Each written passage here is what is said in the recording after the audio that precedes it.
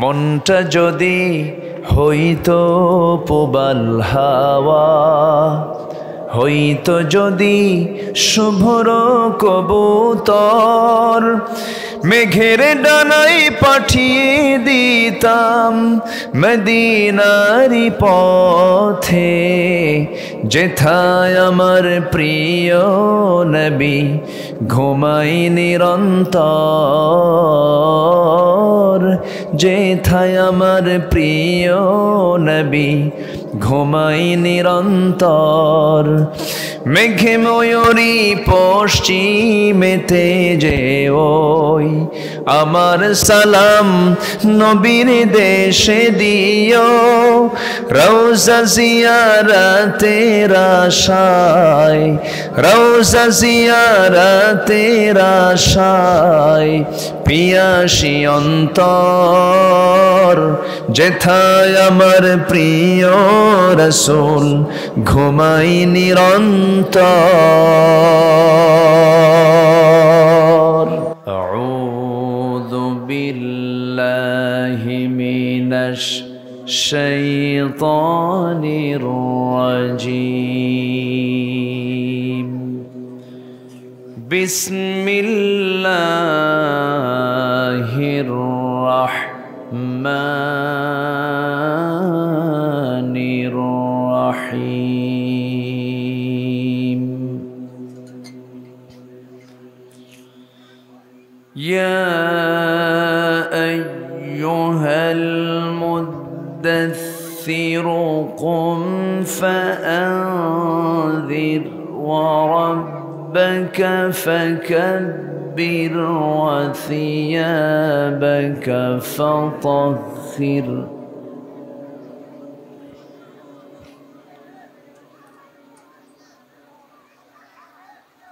يا أيها المدثر قم فأنذر وربك فكبر وثيابك فطهر.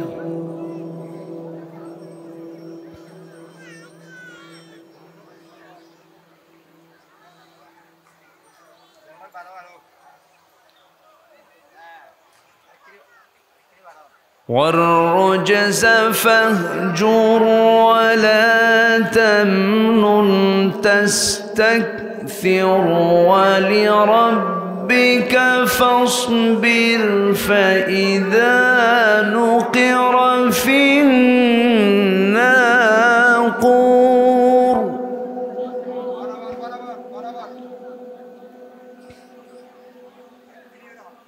فذلك يومئذ يوم عسير على الكافرين غير يسير.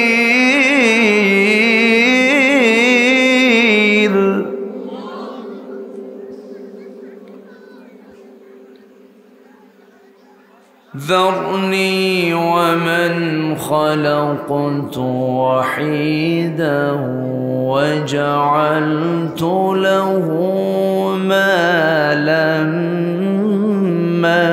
ممدودا.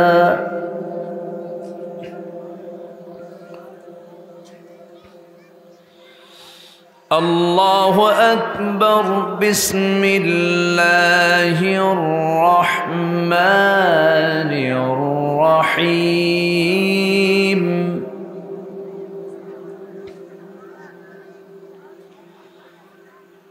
إن الله وملائكته يصلون على النبي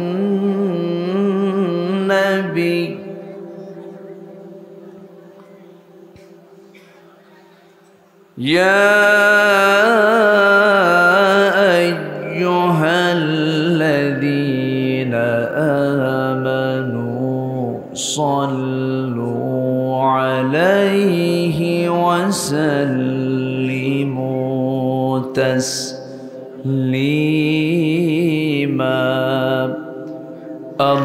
اللهم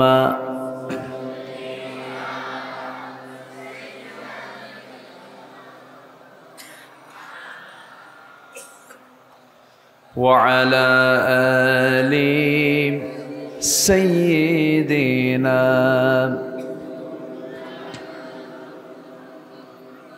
একটু মোহব্বত দিয়ে জোরালো কণ্ঠে নবীর প্রেমে মাতোয়ারা হয়ে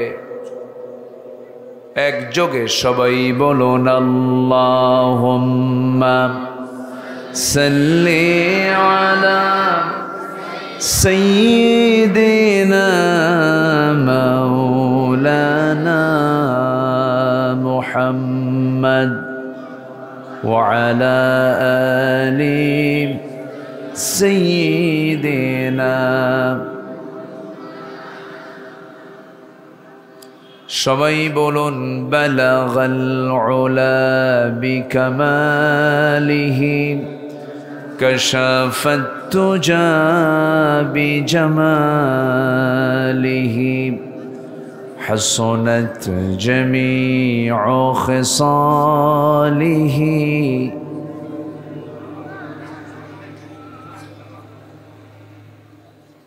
سراج الملة تمهي فخر دو علم دلبار مولاه شريف الأنبياء نسخا كل أديان دخره بلغ العلم بكماله كشف التجى بجماله حسنت جميع خصاله صلوا আমি কোরআনের সুর মাঝে শুনেছি যে নাম আজানের সুর মাঝেও শুনেছি সে নাম ও নাম শুনেছি আমি আমার হৃদয় হে রাসূল নবীজি তোমায় হে রাসূল নবীজি তোমায়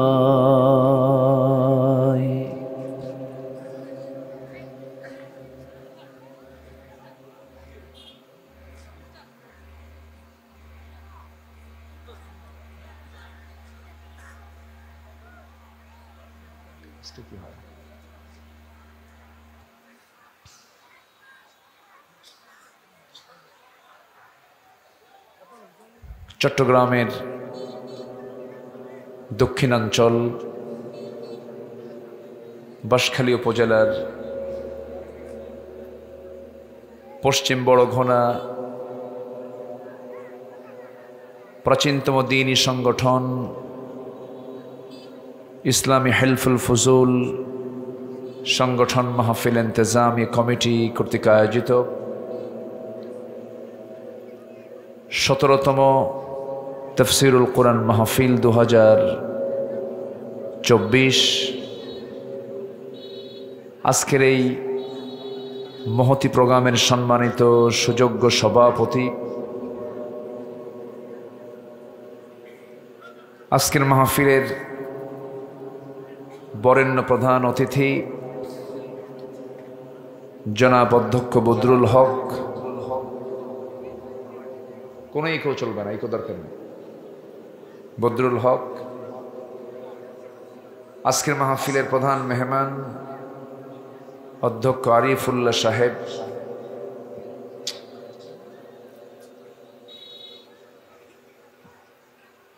আজকের মাহফিলের বরেণ্য প্রধান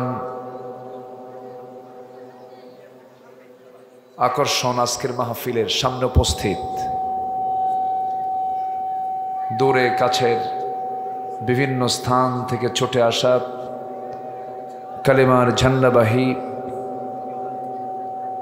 তৌহিদের পতাকাবাহী, দ্বীন ইসলামের নরসারদুল বীর মুজাহিদ, প্রাণ প্রিয় সম্মানিত দ্বীনি ভাইরা, আড়ালে বসে আছেন শ্রদ্ধেয়া সম্মানিতা মা বোনেরা। আলোচনার সূচনায় আনুষ্ঠানিকতার মধ্য দিয়ে আমার পক্ষ থেকে আবারও দিল খোলা সালাম, আসসালামু আলাইকুম ওয়া রাহমাতুল্লাহি ওয়া বারাকাতুহু।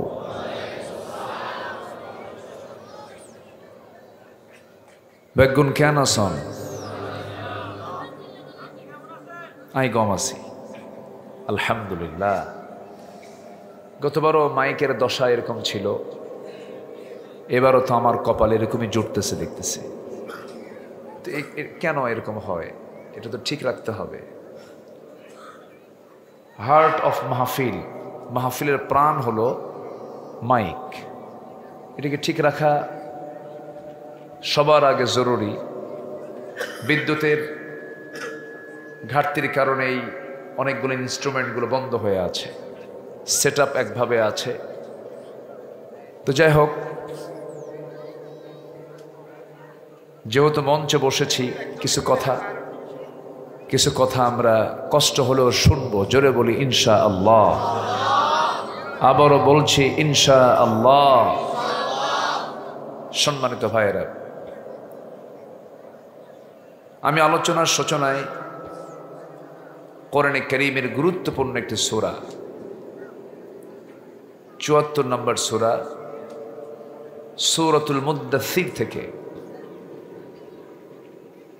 আমি প্রথম দিকের কিছু আয়াত আমি তেলাওয়াত করেছি। তেলাওয়াতকৃত আয়াতগুলোকে সামনে রেখে কিছু কথা আমি বলতে চাচ্ছি।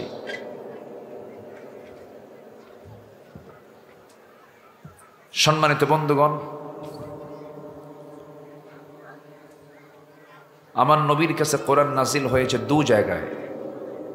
একটা হলো মক্কা নগরী, আরেকটা হচ্ছে মদিনা নগরী। মক্কায় আমার নবীজি নবুয়তের 13 বছর পর্যন্ত ছিলেন, আর বাকি 10 বছর ছিলেন কোথায়?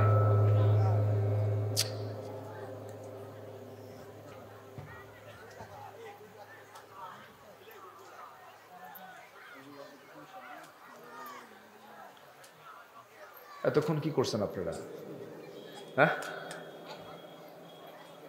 যা আছে থাক, ওইভাবে থাক, গুদাগুদি করতেছেন কেন?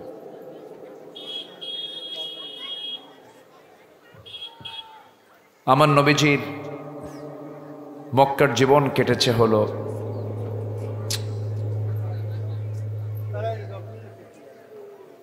মক্কার জীবন কেটেছে হলো 13 বছর, মদিনায় কেটেছে হলো 10 বছর। মোট কত হলো? এই আওয়াজটা বন্ধ হয় না? এটা বন্ধ করতে পারেন না? যা আছে থাক, বন্ধ করে যা আছে।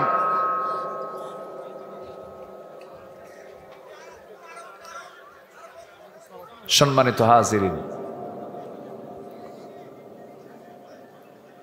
আমার নবীজির আয়ুকাল ছিল হলো 63 বছর 9 ঘন্টা তিনি পৃথিবীতে বেঁচে ছিলেন। আমরা অনেকে বলি লোকটা খুব ক্ষণ জন্মা, খুব অল্প সময়ের জন্য দুনিয়াতে এসেছিল। এটা বলা ঠিক না। আল্লাহ পাক একটা মানুষকে যা হায়াত দিয়েছেন, হায়াত এবং মৌত এটা কার হাতে? আসতে বলবেন না, কার হাতে? আল্লাহর হাতে। এটা নিয়ে ক্ষণ জন্মা, তারপরে অল্প সময় দুনিয়াতে থাকলো, মানে এটা যেন কেমন যেন মনে হয় আল্লাহ কেনই বেত অল্প বয়সে নিয়ে গেলেন। এটা আল্লাহর প্রতি যেন একটা অভিযোগ মনে হয়, ক্ষণ জন্মা। ঠিক না।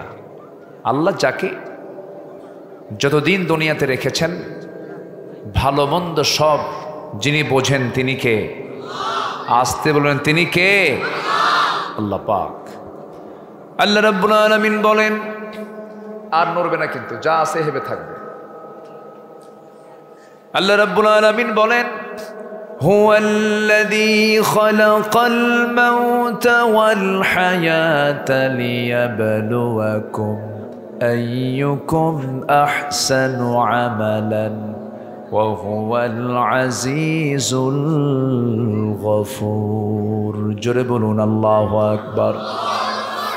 তিনি সেই মহান সত্তা যিনি মৃত্যু এবং জীবন সৃষ্টি করেছেন যেন তিনি বুঝে নিতে পারেন তোমাদের মধ্যে কোন কোন বান্দাগুলো ভালো আমলগুলো করে যেতে পারে। দীর্ঘ হায়াত বরকতময়, কম হায়াত নিয়ে দুনিয়াতে আসছে এটাও বরকতময়। কম বেঁচে থাকা বেশি বেঁচে থাকা এটা কোনো বিষয় নয়, মূল বিষয় হলো আমি আমার জীবনে কি আমলটা করতে পারলাম। সাদ বিন মুআজ নামে একজন সাহাবী ছিলেন, মাত্র 30 বছর বয়সে ইসলাম কবুল করেছিলেন, 35 বছরের শাহাদত বরণ করেছিলেন। ইসলাম পেয়েছেন কয় বছর? বলেন কয় বছর? 5 বছর। বদরে অংশগ্রহণ করলেন, ওহদে অংশগ্রহণ করলেন, সবচেয়ে ঐতিহাসিক বড় বড় যুদ্ধে অংশগ্রহণ করলেন। বদরেও গেলেন, ওহদেও গেলেন। খন্দকের পরীক্ষা খননের সেই যুদ্ধে আমার নবীর সঙ্গে এই সাহাবী অংশগ্রহণ করলেন, কিন্তু ফিরতে পারলেন না। যুদ্ধের ময়দানে সাদ বিন মুআজের গায়ে বাতিল শক্তি আঘাত করে বসলো, রক্তাক্ত হয়ে গেলেন। এত রক্তক্ষরণ শুরু হয়ে গেছে, রক্ত পড়া বন্ধ হয় নাই। খন্দকের প্রান্তরে তিনি রক্তক্ষরণ হয়ে শাহাদত বরণ করলেন। আমার নবীর কাছে সংবাদ চলে এলো, হুজুর আপনার সেই প্রিয় সাহাবী মাত্র 5 বছর ইসলাম পেয়েছিল, যে সাহাবী সে দুনিয়া থেকে বিদায় নিয়েছে। আমার নবীজি কেঁদে কেঁদে বলছেন, ইহতাজ্জাতিল আরশ, এই আমার এই সাহাবীর মৃত্যুতে আরশ পর্যন্ত কেঁপে উঠেছে। কয় বছর? 5 বছর। হায়াত কম পাওয়ার বেশি পাওয়া এটা বড় কিছু নয়। আমার এই হায়াতের জিন্দেগিতে আমি কি করলাম, কি আমলটা করলাম, এটাই হলো সবচাইতে বড় বিষয়। বিশাল হায়াত পেয়েছে 90 বছর, কিন্তু 25 বছরের যে এনার্জি, সেই এনার্জি কি 50 বছর পরে থাকে? না। আপনি 1000 বার চেষ্টা করে তো আপনি 80 বছরের বয়সে 25 বছরের মতো ওই শক্তি নিয়ে আপনি ইবাদত করতে পারবেন না।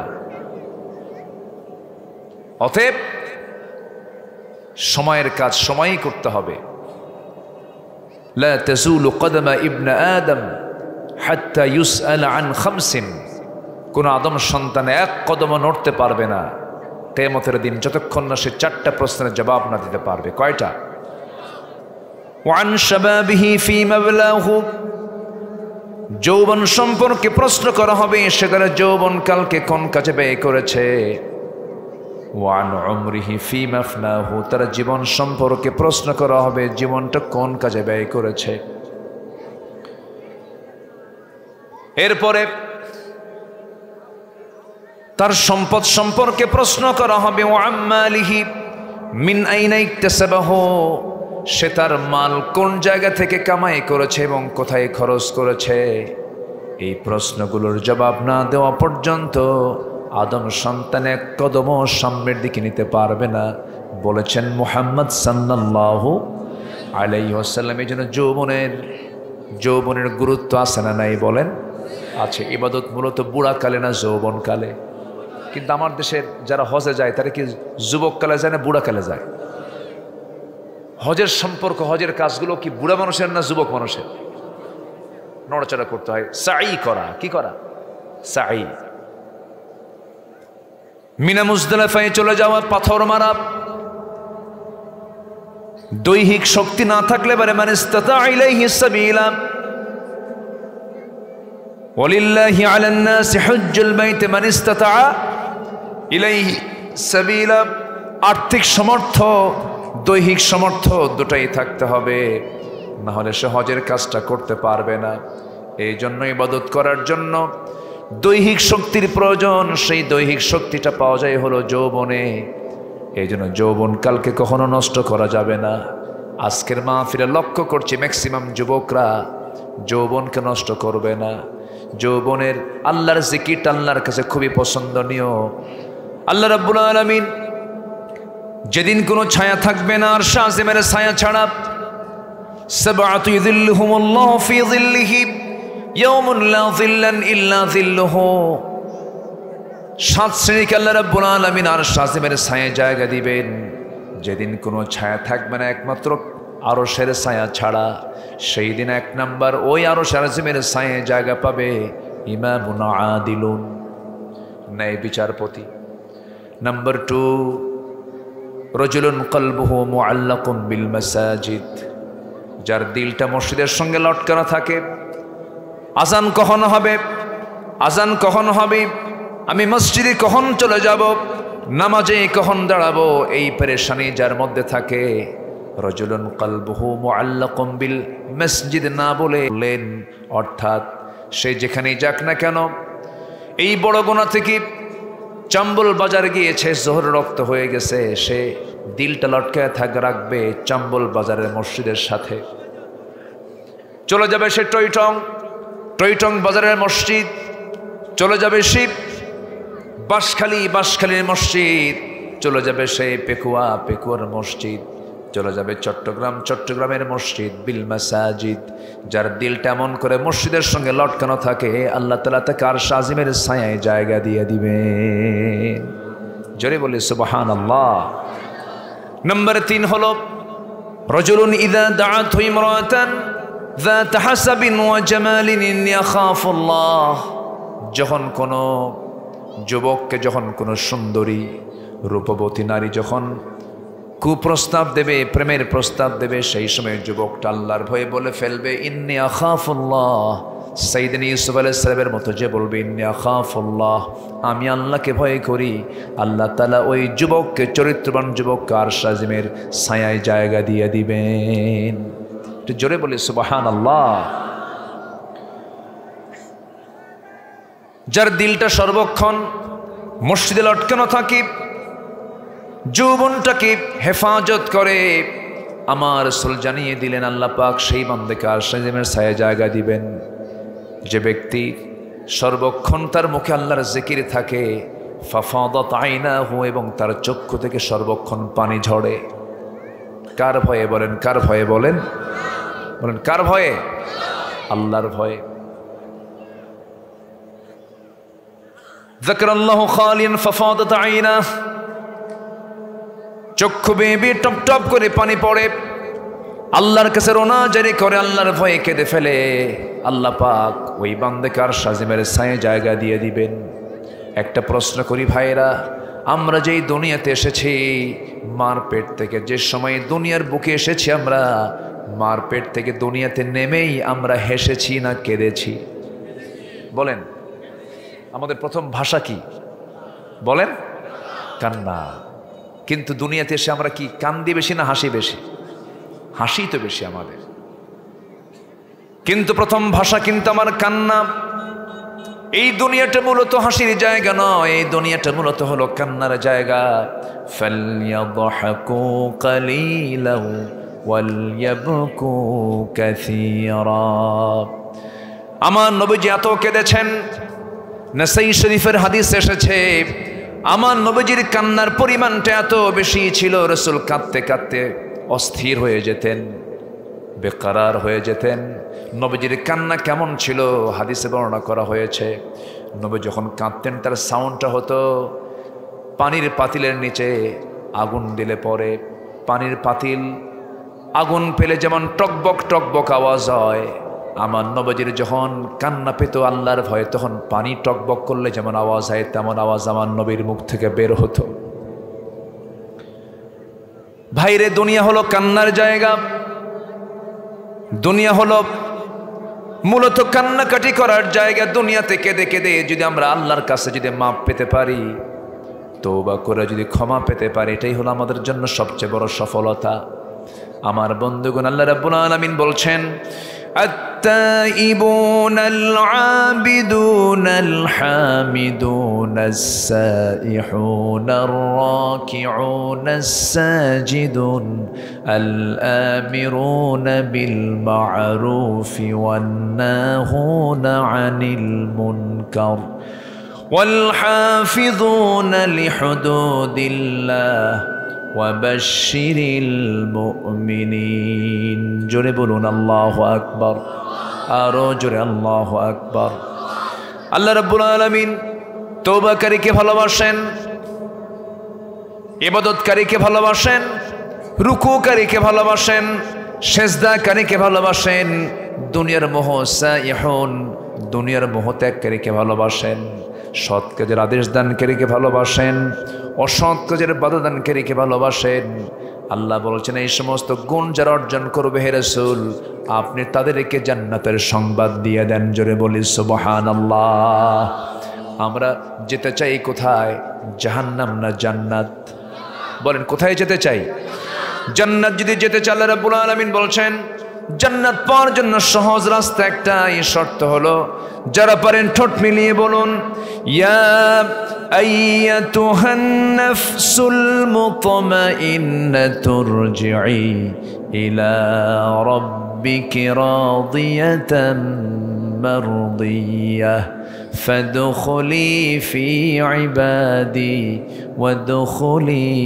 জান্নাতি হে প্রশান্ত আত্মা আমার বান্দা হয়ে যাও মিথ্যা বলো না চগলখড়ি করো না গীবত করো না জিহ্বাকে নষ্ট করে দিও না জিহ্বা আমি তোমার সচল রেখে দিয়েছি আমি তোমার জিহ্বাকে সুন্দর করে পবিত্র রেখে দিয়েছি তোমার মার পেটের মধ্যেও তোমার মার পেটের মধ্যে যখন তুমি 9 মাস 10 মাস ছিলে মার মাসিক অসুখ বন্ধ করে দিয়েছেন তিনি কে আল্লাহ তুমি কি খাবে সেই ব্যবস্থা করেছেন মার পেটের ভিতরে সেই সময় মার নারী মার তার তোমার তার এক জায়গায় করে দিয়েছেন এইভাবে খাবারটা যোগান দিয়েছেন ইচ্ছা করলে পরে মুখ দিয়েও খাওয়াতে পারতেন মুখ দিয়ে খাওয়ালেন না কারণ বান্দা এই মুখে তুই আমার নামের জিকির করবি ওই রক্ত আমি এই মুখ দিয়ে খাওয়াবো না জোরে কোন সুবহানাল্লাহ আর সেই মুখে কি বিড়ির টান মারে ওরে বাপরে বাপ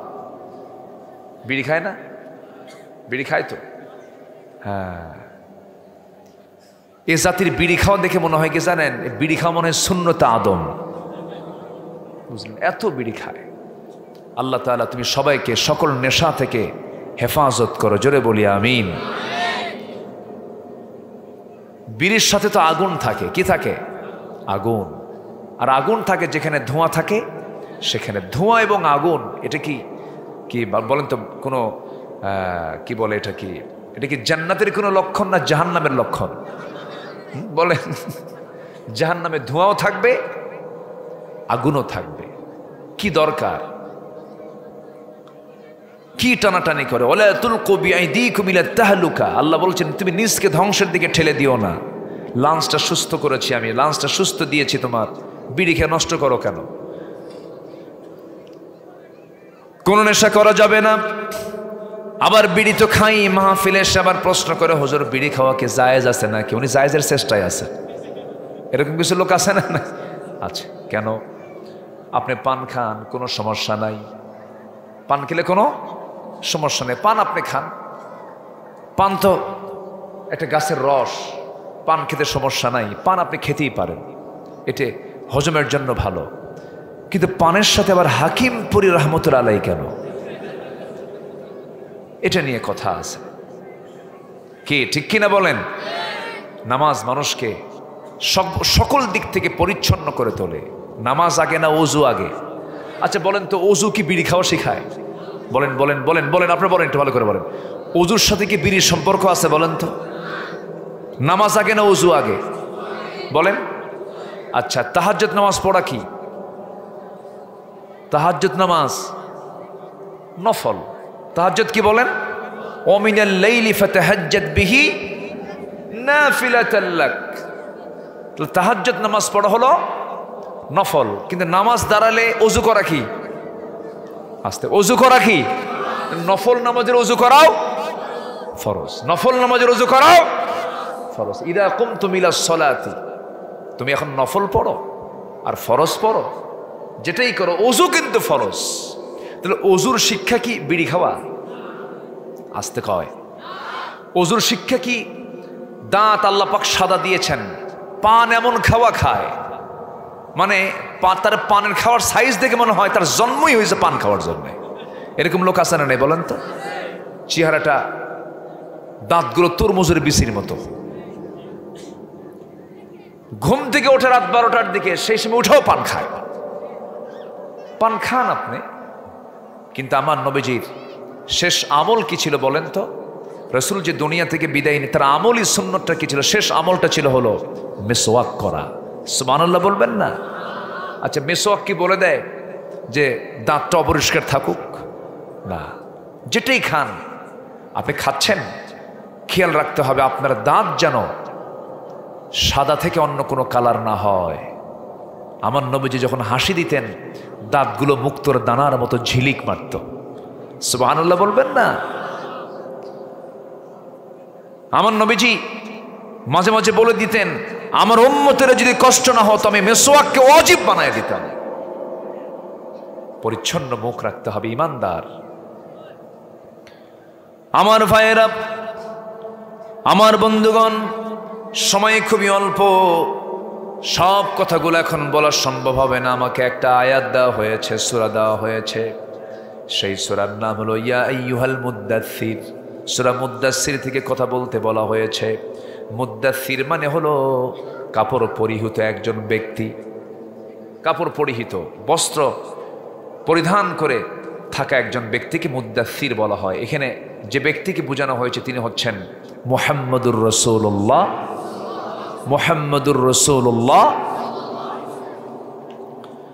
আল্লাহ পাক এরকম করে আরেকটা আয়াত দিয়েছেন, আরেকটা সূরা দিয়েছেন, ইয়া আইয়ুহাল মুযাম্মিলু কুমিল লাইলা ইল্লা কালিলান নিসফাহু আও ইনকুস মিনহু কালিলা আও জিদ আলাইহি ওয়ারাত্তিলিল কুরআনা তারতিলা। জোরে বলুন আল্লাহু আকবার। হে বস্ত্রাচ্ছাদনকারী ব্যক্তি, পোশাক পরিহিত ব্যক্তি, কুমিল লাইলা ইল্লা কালিলা, রাতের একটা অংশে আপনি দাঁড়িয়ে যান। তাহলে রাতের একটা অংশে দাঁড়িয়ে যাওয়া আমার আপনার দায়িত্ব কে দিয়েছেন বলেন? আসতে বলবেন না, কে দিয়েছেন? একজন ব্যক্তির কোনোদিন তাহাজ্জুদ পর্যন্ত নষ্ট হয়নি, তিনি হচ্ছেন মুহাম্মদ সাল্লাল্লাহু। আর সেই নবীর উম্মতের তাহাজ্জুদ দূরের কথা, 5 ওয়াক্ত নামাজের খবর নাই। আজকে আমার দেশে মাত্র 5% মুসলমান নামাজ পড়ে, আর বাকি 95% মুসলমানের নামাজের কোনো খবর নাই। কে খবর নেবে ভাই বলেন? দেশের নেতাগুলোই তো নামাজ পড়ে না। যারা দেশ চালাইছে, মদের আইন পাশ করে নিজেরা মদ খাইছে। আসতে কোন কেন? মদের আইন পাশ করে কারা? নিজেরা মদ না খায় কি পাশ করা যায়? হ্যাঁ, যারা নিজেরা না খায় তারা কি মদের আইন পাশ করবে? মদের আইন পাশ করেছে তারাই যারা মদ খাইয়া যারা পাশ করছে। মদের আইন পাশ করেছে তারা, জেনার আইন পাশ করেছে তারা, সুদের আইন পাশ করেছে তারা। যারা সুদ আইন আকারে পাশ করে, যারা জেনা আইন আকারে পাশ করে, যারা মদের আইন আকারে পাশ করে, যারা, বলুন তো তারা কি প্রকৃত নামাজি হতে পারে নাকি? তারা কি নামাজ সমাজে চায় নাকি? যে সমাজে মদের বোতল থাকবে সেই সমাজ তো নামাজটাকে অ্যালাউ করবে না। জেনাকে যে সমাজ লাইসেন্স দিয়ে দেবে সেই সমাজে নামাজ কখনো অ্যালাউ হতে পারে না। বাংলাদেশকে একটা ষড়যন্ত্রের মধ্য দিয়ে এমন একটা নিয়ে যেতে চাইছিল একটা পর্যায়ে, যেমন করে তুরস্ককে কামাল পাশা এমন একটা সেকুলার রাষ্ট্র বানিয়েছিল যে রাষ্ট্র আজান পর্যন্ত নিষিদ্ধ ছিল। আমার দেশ ওই দিকেই যাচ্ছিল, বিপদ থেকে বাঁচায়া দিয়েছেন তিনি আমার কে? আসতে বলবে না, তিনি আমার কে? আল্লাহ বাঁচায়া দিয়েছেন। আল্লাহ আমাদেরকে সাহস দিয়েছিলেন, আমাদেরকে তো না, আমাদের সন্তানদেরকে। হ্যাঁ, আমরা তো চুপচাপ ছিলাম, বাপরা কথা বলেনি, কিন্তু সন্তানরা কথা বলেছে, ঠিক কিনা? যুবকরা দাঁড়িয়ে গেছে, বাপরা চুপচাপ ছিল। ছেলেরা বলল, বাবা এরকম করে আর সমাজ চলে না, রাষ্ট্র চলে না। রাজপথে জীবন দিয়েছে, আন্দোলন করেছে, একটা বিজয় পেয়েছি ঠিক আছে, কিন্তু আসল বিজয় কিন্তু এখনো আসেনি। বিজয় সেই দিনে আমরা উপভোগ করব যেদিন বাংলার আকাশে আমরা কিসের আইন দেখতে পাবো? বলেন, কিসের আইন দেখতে পাবো? বাংলার আকাশে যেদিন কালিমার পতাকা বিজয়ী বেশি উড্ডীন হবে, সেদিন আমাদের প্রকৃত বিজয় আসবে। তাহলে এই বিজয়ের জন্য আমাদেরকে বসে থাকার কোনো সুযোগ আছে? বসে থাকার কোনো সুযোগ আছে? বসে থাকবো না, দাঁড়াবো। আল্লাহ পাক দাঁড়াতে বলছেন সূরা মুদ্দাসসিরে। আল্লাহ পাক বলছেন, ইয়া আইয়ুহাল মুদ্দাসসির, হে বস্ত্র আচ্ছাদনকারী ব্যক্তি, কম, দাঁড়ান। কি দাঁড়ান? কি বসে থেকে দাঁড়ানো? এটা বসে আছে দাঁড়ান, এই দাঁড়ানো না। এ কুম মানে দাঁড়িয়ে যান, মানে স্থায়ী হয়ে যান দিন কায়েমের জন্য। ফানজির, আপনি সতর্ক করুন, সাবধান করুন। আল্লাহ রাব্বুল আলামিন আমার রাসূলকে নাযীর করে পাঠিয়েছেন। ইন্না আরসালনাকা শাহিদাও ওয়া মুবাশশিরাও ওয়া নাযীরাও ওয়া দাঈয়ান ইলাল্লাহি বিইযনিহি ওয়া সিরাজাম মুনীরা। হে রাসূল, আমি আপনাকে দাঈ করে পাঠিয়েছি, নাযীর করে পাঠিয়েছি, বাশীর করে পাঠিয়েছি, সুসংবাদদাতা করে পাঠিয়েছি, শাহিদ করে, সাক্ষী করে পাঠিয়েছি। আমার বন্ধুগণ, আমার নবীকে এই হুকুমটা দেওয়া হলো সেই সময় যে সময় আমার নবীর কাছে কোরআন কেবল নাজিল হওয়া শুরু হয়েছে। মক্কার মাটির কথা, মক্কার মাটিতে রাসূল মার খেয়েছেন না মার দিয়েছেন? বলেন বলেন বলেন, মার খাইছেন। কিন্তু মক্কা থেকে মদিনায় যখন এসেছেন, শুধু মার খেয়েছেন না মার দিয়েছেনও? তাহলে মার খাওয়া সুন্নত। মার আসতে কয়, মার কি এমনি এমনি দিবেন না, হাতেও কিছু থাকাও দরকার আছে। হ্যাঁ, কিছু কয় না, দরকার আছে না নাই? এখন তো সেই দিন নাই আর। আমরা পরিবেশ ফেরত পেয়েছি। পরিবেশটা আমরা সুন্দর একটা পরিবেশ পেয়েছি, 53 বছরে যা পাইনি এবার তা পেয়েছি। সম্মানিত ভাইয়েরা, আলেমরা কখনো পালায় না। আমরা ছিলাম, আছি, থেকেই যাব। জোরে বলি ইনশাআল্লাহ। একটা আলেম কি কখনো পালাইছে? কেউ কেউ পালায়নি। সম্মানিত বন্ধুগণ, আমাদেরকে এই 16 বছর রাজাকার বলে গালি দিয়েছে। আমরা নাকি পাকিস্তানের রাজাকার। কিন্তু আমরা কেউ একজনও পাকিস্তান যায়নি। গেছে কেউ? যায়নি।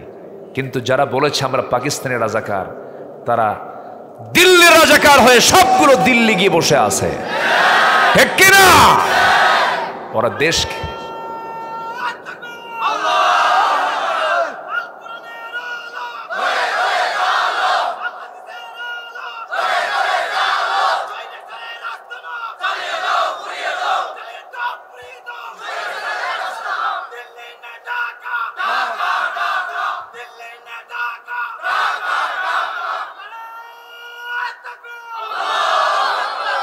সম্মানিত বন্ধুগণ, 2008 সালের শেষ দিকে তৎকালীন প্রধানমন্ত্রী ডক্টর মনমোহন সিং, কি ডক্টর মনমোহন সিং বলেছিল, বাংলাদেশে প্রচন্ড ভারত বিদ্বেষী একটা মহল আছে, যার সংখ্যা হলো 25%।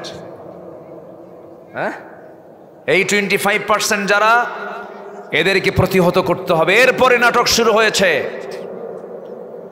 যুদ্ধাপরাধের নামে বড় বড় আলেমে দ্বীনকে, বিশ্ব ইসলামী আন্দোলনের নেতৃবৃন্দকে গ্রেফতার করা হয়েছে, অন্যায়ভাবে ফাঁসির মঞ্চে ঝুলিয়ে মারা হয়েছে। এই রক্তগুলো বৃথা যাবে না। এই রক্তের বদলা হবে আগামীর দিন, হবে আমার দেশে ইসলামের দিন, কোরআনের দিন। জোরে বলে ইনশাআল্লাহ। যদি আরো রক্ত দিতে হয়, জানমাল দিতে হয়, সবাইকে রাজি আছেন? রাজি আছেন কারা কারা? হাত উঁচু করে দেখান মুসলমান।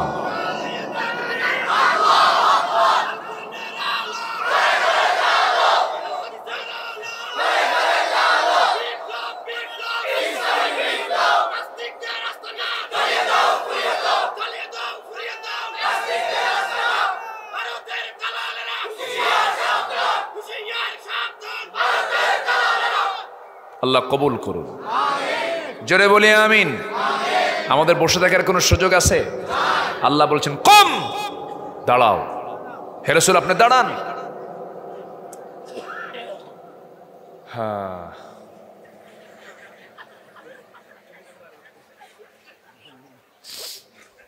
মোবাইল যে কি জ্বালা, খুব জ্বালা। তো না হলেও সমস্যা, যদি বাড়ির বউ যদি ফোন দেয়, যদি না ধরেন তাহলে পরে তো গালি শুনতে হবে, খুব সমস্যা। রাত 3টার দিকে আমার মোবাইলে একদিন ফোন দিছে, এক রাতে, রাত 3টায়। কয়টায়? রাত 3টায় ফোন দিয়ে বলে, হুজুর আমি আপনার ওয়াজ শুনতেছি আর কাঁদতেছি, আমি আপনার খুব ভক্ত, হুজুর একটু দোয়া করেন তো। বলেন তো 3টার দিকে দোয়া হয়? 3টার দিকে? তো আমি রাগ করিনি, বললাম ঠিক আছে ভালো, দোয়া করি। আরেক রাতে ফোন দিছে এক মহিলা, মহিলার কণ্ঠ, ফোন দিয়ে বলছে কি করছো গো তুমি? তো বললাম যে এটা আবার কে? তো বললাম যে আপনি কে, কে আমার সঙ্গে মজা নিচ্ছ তুমি? বললাম সরি আমি চিনিনি আপনাকে। আবার কথা বলো তুমি? ভাবতেছি যে তো অবশ্যই একটা ঘটনা ঘটছে, মনে হয় কোনো ভুল নাম্বারে ফোন আসছে, কোন একটা ডিজিট তুলতে নিয়ে ভুল হয়ে গেছে। এখন মহিলার কণ্ঠ আমার কানে বাজতেছে, ভাবতেছি পাশে আবার বউ শুয়ে আছে। কি কথা কি বুঝতেছেন আপনি? এখন ওর কানে যদি মহিলার কণ্ঠ যায় তাহলে বলেন তো হেড অফিসের অবস্থা কি হতে পারে বলেন তো? তাহলে মোবাইল একটা ঝামেলাই, খুব সমস্যা। ওইদিকে কি শুরু হলো? মুরব্বীর বয়স কত হবে? 85 বছর মনে হয়। ওরে বাপরে বাপ। জি জি, না বয়স্ক মানুষ, এরপরেও তো আল্লাহর জিকির করছেন, আলহামদুলিল্লাহ। তবে আজানের জন্য যাদের সুমধুর কণ্ঠ, আজান তো সুন্দর তাই না? সুমধুর কণ্ঠ কি আমরা প্রাধান্য দেব? জোরে বলি ইনশাআল্লাহ, জোরে বলি ইনশাআল্লাহ। বিশ্বের বিভিন্ন জায়গায় আজান হয়, ইহুদি নাসারা অন্য ধর্মের মানুষ চুপ মেরে আজানগুলো শোনে। মক্কার আজান যখন শুনি তখন মনে হয় কি জানেন? যেন আল্লাহ আমাকে ডাকতেছে। সুবহানাল্লাহ, জোরে বলি সুবহানাল্লাহ।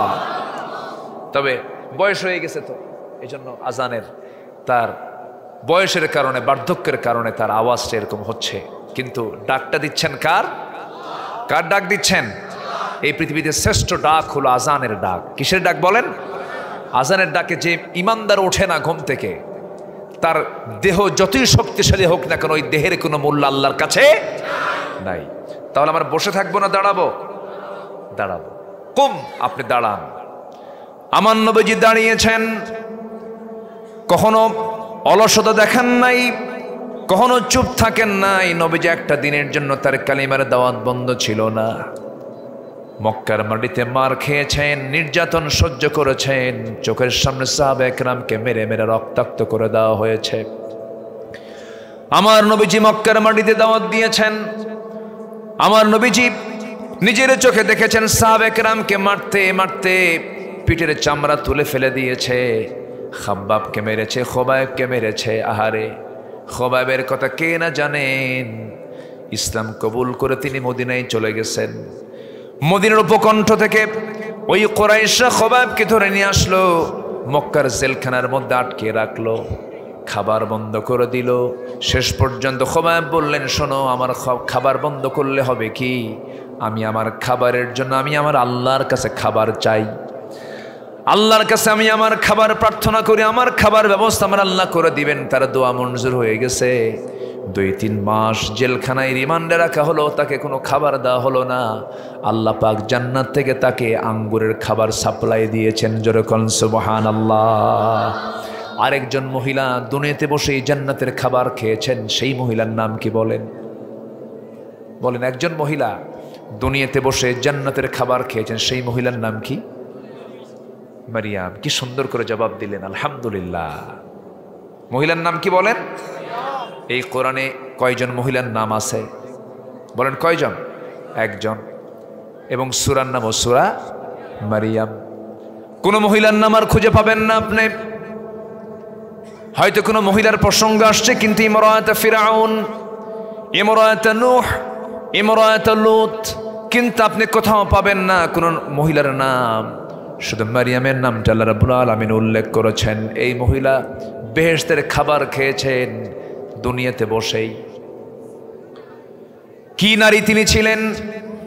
আন্না লাকি হাদা ইয়া মারিয়াম, হে মারিয়াম তুমি এই খাবারগুলো কোথায় পেয়েছো? তিনি বললেন ক্বালাত হুয়া মিন ইনদিল্লাহ ইন্নাল্লাহা ইয়ারযুকু মান ইয়াশাউ বিগাইরি হিসাব। জোরে বলুন আল্লাহু আকবার। আমি আল্লাহর পক্ষ থেকে পেয়েছি। খালু তার দায়িত্বে ছিলেন জাকারিয়া আলাইহিস সালাতু ওয়াস সালাম। তার খাবারের দায়িত্বে তিনি ছিলেন। 3 দিন পর্যন্ত তার ঘরটা তালাবদ্ধ ছিল, তিনি তালা খুলে ভিতরে ঢুকতে পারেন নাই। 3 দিনে বেহেশতে খাবারগুলো তার সামনে হাজির হয়ে গেছে। এই মহিলার জীবনে বিশাল বড় পরীক্ষা আসছিল। এমন পরীক্ষা তার জীবনে আসলো, আল্লাহ রাব্বুল আলামিন তাকে নির্বাচিত করলেন, তাকে সন্তানের মা বানাবেন, কিন্তু তার কোনো স্বামী নাই। ইন্না মাসালা ঈসা কামাসালি আদম, আল্লাহ পাক তাকে ঈসার মা বানায় দিলেন, কোনো স্বামী নাই। সন্তান যখন তার পেটে চলে আসলো, আল্লাহ রাব্বুল আলামিন তাকে নির্বাচিত করলেন। সন্তানের বয়স যখন 5 থেকে 6 মাস হলো, ওই বাইতুল আকসার পাশেই একটা রুমেই তিনি সেখানে অবস্থান নিয়েছিলেন। সে অবস্থান থাকা অবস্থায় যখন তার পেটে যখন বাচ্চা, সবাই যখন জানতে পারল, অসতির কথা তুলে ধরে, চরিত্রহীনার কথা তুলে ধরে তাকে ধাক্কা মেরে রক্তাক্ত করে সেই জায়গা থেকে বের করে দিল। তিনি বের হয়ে গেলেন রক্তাক্ত অবস্থায়। এইদিকে এই যে বাচ্চাটা পেটে আসলে এই দোষটা কার হতে পারে? সম্পূর্ণ দোষ চাপিয়ে দেওয়া হলো আল্লাহর পয়গম্বর কার উপরে? জাকারিয়া আলাইহিস সালাতু ওয়াস সালামের উপরে। জাকারিয়া আলাইহিস সালাতু ওয়াস সালামের উপরে দোষটা চাপায়া দিল। বলল তুমি তো ঘরের মধ্যে ঢুকেছো, তুমি তার দায়িত্ব পালন করেছো। শেষ পর্যন্ত জাকারিয়া আলাইহিস সালাতু ওয়াস সালামকে তারা করাত দিয়ে চিরে 2 টুকরো করে শহীদ করে দিল। আমার বন্ধুগণ, নবীরা যদি জিনার অভিযোগে অভিযুক্ত হয়ে যান, এরপরে ইউসুফ আলাইহিস সালাতু ওয়াস সালামকেও কিন্তু জিনার মামলা দিয়ে তাকে জেলখানায় ঢোকানো হয়েছিল। এখনো সেই জাতীয় চিত্র গোটা দুনিয়া জুড়ে আসে না নাই? আমরা কেবল 5ই আগস্টের পর থেকে একটু থামছে, এর আগে 16 বছর এগুলো ছিল কিনা বলেন? ছিল। আমার বন্ধুগণ, জাকারিয়া আলাইহিস সালাতু ওয়াস সালাম শাহাদাত বরণ করলেন, দুনিয়া থেকে বিদায় নিলেন। মারিয়াম আলাইহিস সালাতু ওয়াস সালাম চলতে লাগলেন। কোথায় যাবেন তিনি? পেটে বাচ্চা তার। চলতে চলতে সামনের দিকে একটি বাইলহাম উপত্যকার কাছাকাছি চলে গেলেন। ভরা পেট, 9 মাস 10 মাস বাচ্চার বয়স হয়ে গেছে, যে কোনো মুহূর্তে ডেলিভারি হয়ে যাবে। পৃথিবীতে 3টা মহিলার সন্তান ডেলিভারির সময় সরাসরি আল্লাহ রাব্বুল আলামিন ফেরেশতা পাঠিয়ে দিয়েছেন, ধাত্রীর কোনো প্রয়োজন হয় নাই। এর মধ্যে মারিয়াম আলাইহিস সালাতু ওয়াস সালাম একজন, আরেকজন ইব্রাহিম আলাইহিস সালামের মা একজন, এবং আমার নবীর মা আমেনা যখন আমার রাসূলকে যখন ভূমিষ্ঠ করেন, যখন ডেলিভারি হয়, আটা থেকে চুল টান দিলে যেমন কোনো টের পাওয়া যায় না, মা আমেনাও বিন্দু পরিমাণ কোনো টের পান নাই। আমার বন্ধুগণ, ঈসা আলাইহিস সালাতু ওয়াস সালাম মার পেট থেকে পৃথিবীর জমিনে চলে আসলেন। ঘুম থেকে উঠেই দেখেন মারিয়াম আলাইহিস সালাতু ওয়াস সালাম দেখেন সদ্য সন্তান ঈসার জন্ম হয়ে গেছে। তিনি সন্তানটার দিকে তাকালেন। যেই গাছের নিচে তিনি বিশ্রাম নিচ্ছিলেন, সেই গাছটার ডাল ছিল শুকনো পাতা, সবুজ পল্লব ছিল না। ঘুম থেকে উঠে দেখেন সন্তান ভূমিষ্ঠ হয়েছে, গাছটার পাতাগুলো সবুজ সবুজ পাতা এবং সুন্দর সুন্দর টসটসে ফল ধরে আছে। ফলগুলো হাতের মধ্যে নিলেন, খেলেন, জীবনের শক্তি ফেরত পেলেন। দুধটা ভরে গেল তার স্তন জুড়ে। সন্তানকে দুধ পান করালেন।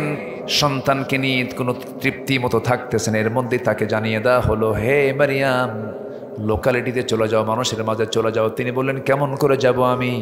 আমাকে যখন প্রশ্ন করবে, আমাকে যখন সবাই জিজ্ঞাসা করবে সন্তানটার বাবার পরিচয়টা কি, আমি কেমন করে জবাব দেব? সেই সময় আল্লাহ তাকে জানিয়ে দিচ্ছেন, তুমি সেই সময় বলবে, তোমার কোনো কথা বলার দরকার নেই, তুমি শুধু বলবে ক্বালাত ইন্নী নাযারতু লিররহমানি সাওমা। তুমি বলবে, আমি রোজাদার, আমি কোনো কথা বলবো না। যত প্রশ্ন তোমরা সন্তানকে করো, সন্তান সকল প্রশ্নের জবাব দিয়ে দেবে। আল্লাহু আকবার বলো। বিপদে পড়লে বাঁচায় দেন কে? সাক্ষী বের করে দেন কে? আল্লাহ তাআলা আজকে গোটা জাতি সাক্ষী হয়ে দাঁড়িয়েছে, আলেমদের কোনো দোষ নাই, ঠিক কিনা?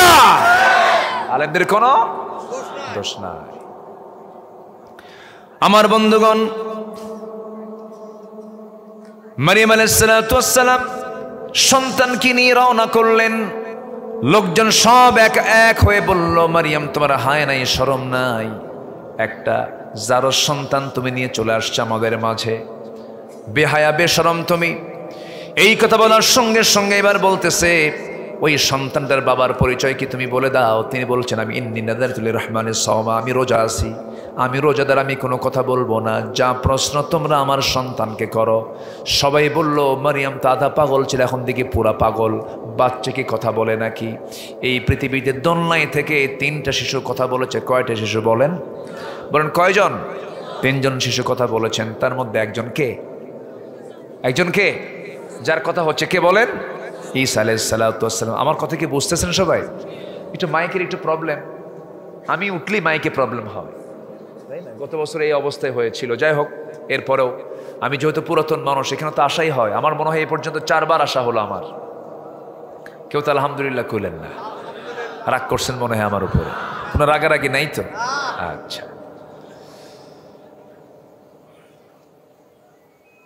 এবার যখন সবাই মিলে বলতেছি, মারিয়াম তুমি কি পাগল হয়ে গেছো নাকি? বাচ্চা কেমন করে কথা বলবে? সঙ্গে সঙ্গে একজন প্রশ্ন করে ফেলেছে, হে সন্তান, তোর মা বলে তোকে কথা বলতে, তোর পরিচয়টা কি? দোলনা থেকে তিনি জবাব দিচ্ছেন, কোরআন বলতেছে, ইন্নী আবদুল্লাহ আতানিয়াল কিতাব ওয়া জাআলানি নাবিয়্যা। জোরে বলুন আল্লাহু আকবার। আমি হলাম আল্লাহর বান্দা, আল্লাহ পাক আমাকে ইনজিল কিতাব দান করেছেন, আমি হলাম তোমাদের নবী। আর আমার মা হলেন একজন সম্মানিত নবীর মা, সম্মানজনক একজন মানুষ। একজন নবীর মার সঙ্গে তোমরা কখনো খারাপ আচরণ করতে পারবে না। জোরে বলুন সুবহানাল্লাহ। সত্য প্রকাশ করে দিয়েছেন তিনি আমার কে? আসতে বলবেন না কে? ওই ট্রাইব্যুনাল ঠিকই আছে, বিচার কিন্তু হচ্ছেই, কি ঠিক কিনা? যে ট্রাইব্যুনাল গঠন করা হয়েছিল সেই ট্রাইব্যুনাল আছে না নাই? শুধু বিচারপতির পরিবর্তন হয়েছে, বিচার কিন্তু ঠিকই হচ্ছে। সম্মানিত ভাইরা, মাঝখান থেকে শুধু আমরা সম্পদটাকে হারালাম। আল্লামা সাইদির কথা মঞ্চে উঠলেই মনে হয়, আরে আল্লাহ তুমি তার কবরটাকে জান্নাতের টুকরা বানায়া দাও, এবং তার হত্যার সঙ্গে যারা জড়িত অবিলম্বে তাদেরকে গ্রেফতার করে চূড়ান্ত শাস্তি নিশ্চিত করা হলো সময়ের সবচাইতে বড় দাবি। রাজি আছেন কারা কারা? হাত উঁচু করে দেখান মুসলমান। কেউ তো স্লোগান দেন না।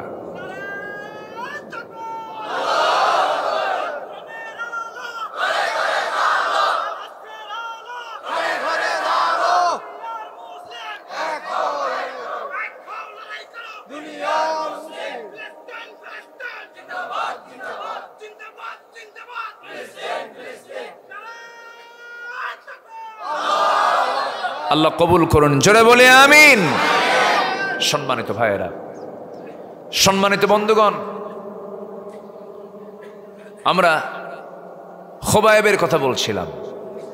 তিনি জেলখানায় ঢুকলেন, কিন্তু আল্লাহ পাক তার খাবারের যোগান আল্লাহ নিজে করে দিলেন। জোরে বলুন সুবহানাল্লাহ। খাবার বন্ধ করেও যখন লাভ হলো না, তারা বললো একে মেরে ফেলা দরকার। শুলে চড়ে থাকে, হত্যার সিদ্ধান্ত পাকাপোক্ত হয়ে গেছে। খোবায়েবকে বলা হলো, খোবায়েব, পরিবারের কাছ থেকে বিদায় যদি নিতে চাও, পরিবারকে তোমার সামনে হাজির করব। তিনি বললেন, আমার এগুলো লাগবে না, তোমরা যদি আমার ওসিয়ত পূরণ করতে চাও, আমার যদি শখ পূরণ করতে চাও, আমাকে একটু অজুর পানি দাও, অজু বানায় আমি একটু নামাজের দাঁড়ায় আমি আল্লাহর সঙ্গে কথা বলবো। জোরে বলে সুবহানাল্লাহ। ইমানদারের সবচাইতে সুন্দর মুহূর্ত কোনটা জানেন? একটা ইমানদারের সবচেয়ে সুন্দর মুহূর্ত হলো যখন সে নামাজে দাঁড়ায়। আল্লাহু আকবার বলেন। আল্লাহ তুমি এই সুন্দর মুহূর্তে সবাইকে থাকার তৌফিক দান করো। তাহলে ইমানদারের জীবনের সবচেয়ে সুন্দর মুহূর্ত কোনটা বলেন? বলেন, সবচেয়ে সুন্দর মুহূর্ত কোন সময়? নামাজের সময়। যখন বান্দা কার সামনে দাঁড়ায়? আল্লাহর সামনে দাঁড়ায়। সে নামাজকে আমরা ছাড়বো? ছাড়বো? নামাজ সবাই পড়তে রাজি আছেন তো? অজুর পানি দেওয়া হলো, অজু বানালেন, নামাজি দাঁড়ায় গেলেন, নামাজ শুরু হয়ে গেছে। প্রথম রাকাত আস্তে আস্তে পড়লেন, দ্বিতীয় রাকাত পড়তে নিয়ে ভাবলেন যদি নামাজটাকে লম্বা করে কাফের মুশরিকরা ভাবতে পারে খোবায়েব বুঝি নামাজ মৃত্যুর ভয়ে নামাজটাকে লম্বা করছে, নামাজটা আবার দ্বিতীয় রাকাতে শর্ট করে ফেললেন। সালাম ফিরলেন, হাত দুটো উঁচু করে বলছে আর শাজিমের মালিক, আজকে 4 মাস যাবত আমার প্রাণের চেয়ে প্রিয় রসুলকে দেখি না, আমার প্রাণের চেয়ে প্রিয় রসুলকে আমি চোখে দেখতে পাচ্ছি না, তার সঙ্গে দেখাও হচ্ছে না, কিন্তু আমার নাক তো বলে দিচ্ছে, নাকের মধ্যে ঘ্রাণ পাচ্ছি জান্নাতের, আমি মনে হয় দুনিয়া থেকে বিদায় হয়ে যাব। আমি যদি দুনিয়া থেকে বিদায় হয়ে যাই, ও আল্লাহ আমার বিদায়ী সালামটা তুমি আমার নবীর দরবারে পৌঁছাইয়া দিও। রসুলকে শেষবারের মতো স্মরণ করলেন, ফাঁসির মঞ্চের দিকে দৌড় মারা শুরু করলেন। সবাই বলে খোবায়েব তুমি কি পাগল হয়েছো নাকি, কেউ কি মরার জন্য দৌড়ায় নাকি? তিনি বলছেন আমি তো মরার জন্য দৌড়াই না, আল্লাহ আমাকে জান্নাতের 8টা দরজা আমাকে খুলে খুলে দেখায় দিতেছে। দুটো হাত বাঁধা হলো, দুটো পা বাঁধা হলো, নেজা তরবারি দিয়া তার কলিজা ভেদ করা হলো, বুক দিয়ে ঢুকি পিঠ দিয়ে বের হয়ে গেল। খোবায়েব দুনিয়া থেকে বিদায় নিলেন। প্রথমে ডান হাত কেটে ফেলা হলো, মুস্কি মুস্কি হাসি দেন। বাম হাত কাটা হলো, তিনি চিৎকার মেরে মেরে হাসেন। সবাই বলছে খোবায়েব রে তুমি হাসো কেন, তোমার একটা করে অঙ্গহানি হচ্ছে, তোমার মুখে হাসি কেন হচ্ছে, কি ব্যাপার? তিনি বলছেন তোমার আমার একটা করে অঙ্গহানি করে দাও, আল্লাহ পাক আমাকে জান্নাতের একটা করে হুর আমার সামনে একটা একটা করে দেখায় দেন। দুনিয়া থেকে বিদায় হয়ে গেলেন খোবায়েব। নবী সাহাবে কেরাম কিনে কথা বলছিলেন, এমন সময় হঠাৎ করে সাহাবে কেরামদের সামনে তিনি দাঁড়ায় গেলেন। দাঁড়ায় গিয়ে হাতটা উঁচু করে আকাশের দিকে উঁচু করে হাতটা নড়ায় বলছেন সালামুন আলাইকা ইয়া খোবায়েব, সালামুন আলাইকা ইয়া খোবায়েব, হে খোবায়েব তোমাকে সালাম, হে খোবায়েব তোমাকে সালাম। এরকম করে যখন তিনি দোয়া করছিলেন, ওমরে ফারুক বলছেন হুজুর আমাদের খোবায়েবের কি হয়েছে? রাসূলকে দেখে বলছেন আমাদের খোবায়েব জান্নাতের পাখি হয়ে জান্নাতের মধ্যে উড়ে বেড়াতেছে। জোরে বলি সুবহানাল্লাহ। আমার বন্ধুগণ, এমন জীবন আমরা গঠন করব যে জীবন গঠনের মধ্য দিয়ে আমরা আখিরাতে নাজাত পেয়ে যাব, জান্নাত পেয়ে যাব। কেমনে সেই চিন্তা আমার আপনার সবার আগে করতে হবে, সেই ফিকিরটা করতে হবে। রাসূলকে আল্লাহ পাক বলছেন হে বস্ত্র আচ্ছাদনকারী ব্যক্তি আপনি দাঁড়ান, ভয় পাবেন না, সাহায্যের জন্য কে আছেন? আসতে কে আছেন বলেন? জাতি দাঁড়িয়েছিল সাহায্য করেছেন তিনি আমার কে? ভয় দেখাইছে এরা আর সাহস জুগিয়েছে আমরা, ঠিক কিনা?